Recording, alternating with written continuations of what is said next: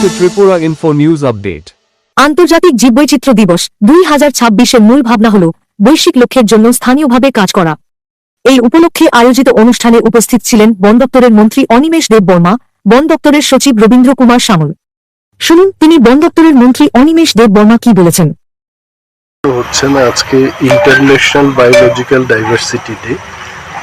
তো biological diversity বলতে এইটাই যে বন থাকতে হবে, প্রাণী থাকতে হবে, পশু পাখি থাকতে হবে, সব মিলিয়ে কিন্তু বায়োডাইভার্সিটি। তো ত্রিপুরায় এটা নতুন ব্যাপার না, আমাদের এখানে তো ন্যাচারাল যে ফরেস্ট্রি আছে, সমস্ত কিছু মিলিয়ে কিন্তু ত্রিপুরার একটা প্রাকৃতিক সৌন্দর্য এবং আবহাওয়া নিয়ন্ত্রণে সমস্ত কিছুর ক্ষেত্রে ত্রিপুরায় কিন্তু আমরা আদিকাল থেকে দেখে এসছি যে আমাদের একটা ন্যাচারাল রিসোর্স আছে।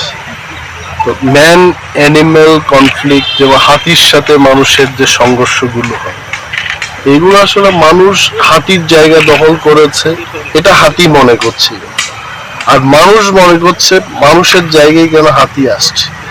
এইগুলো হচ্ছে ইমব্যালেন্স। তো এই ব্যালেন্স তৈরি করার ক্ষেত্রে আমাদের সবার একটা ভূমিকা থাকবে, আমরাও যেন ক্ষতিগ্রস্ত না হয় এবং যারা বন্য প্রাণী আছে তারাও যেন ক্ষতিগ্রস্ত না হয়। এই ব্যালেন্সিং কি করে করা তার একটা আলোচনা চক্র হবে এবং সারা বিশ্বে আজকে এই বায়োলজিক্যাল ডাইভার্সিটি নিয়ে আলোচনা হবে।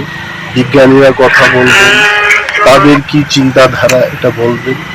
তো এজ এ ফরেস্ট মিনিস্টার আমি ত্রিপুরার সমস্ত নাগরিকদের অনুরোধ করব যে আমাদের বনকে বাঁচাতে হবে এবং যাই আছে আমাদের কাছে এটাকে সুন্দর করে রাখতে হবে, সো দ্যাট আমরাও বেঁচে থাকতে পারি আর বন্য প্রাণীরাও যেন বেঁচে থাকতে পারে। বন দপ্তর কি কি উদ্যোগ নেওয়া হচ্ছে এই বন্য জিনিসটা? আমাদের হচ্ছে মূল প্ল্যান্টেশনকে আমাদের আরো জোরদার করতে হবে এবং যেখানেই ধ্বংস হওয়ার পথে যে জঙ্গলগুলো যাচ্ছে সেগুলোকে পুনরুদ্ধার করা, এগুলো নিয়েই তো আমাদের এক্সটার্নাল এইডেড প্রজেক্টগুলো চলছে। এবং আপনারা দেখেছেন যে গত 5 বছরে ত্রিপুরায় কিন্তু ব্যাপক পরিমাণে আমরা প্ল্যান্টেশন করেছি এবং আরও করার উদ্যোগ আছে।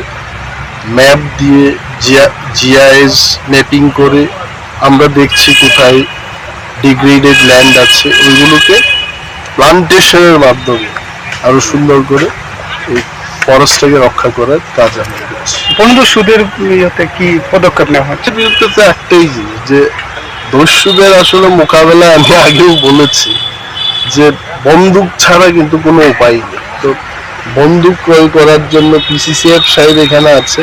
How many guns we are purchasing? 200 guns কিন্তু আমরা প্রকিউর করতে চলেছি এবং 167 জন ফরেস্ট গার্ড নিয়োগ হবে।